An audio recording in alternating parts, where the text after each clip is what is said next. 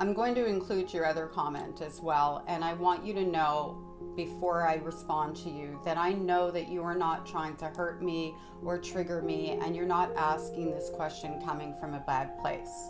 And so everybody else out there, if you decide to make comments on this video, please be respectful and kind, and just understand that some people ask questions without understanding the impact. So let's say that I ran over your foot and I broke it. I'm driving down the street in a car and I see you, and I intentionally decide to run over your foot and break it. And now you have to go through the healing of that broken foot, which is never going to be the same again because I broke it. And then you get behind the wheel of a car because I did that to you, knowing exactly what that felt like, how long it took to heal, and the fact it will never be the same again, and you intentionally run over somebody else's foot. Can you tell me why? Is there a reason that would make that understandable? My mother ran over my foot. Her parents ran over her foot.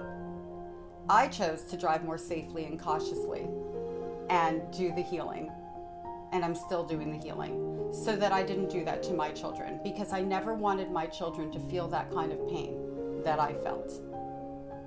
What my mother went through makes it that much worse that she chose to carry that on to me. Abuse is intentional, and questions like this are not helpful.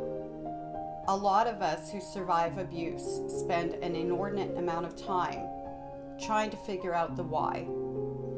And there literally is never going to be an answer that makes it make sense, because violating a child is never going to make sense. Some people are just intentionally cruel. They need that type of control. They are bad people, period. End of story. And as far as it being worse back then, it wasn't worse back then. It's not worse now. We don't compare.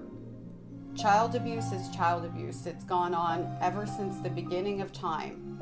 Are there things that we know better now in terms of how we parent and things we should and shouldn't say? Of course there are. That's called growth and education.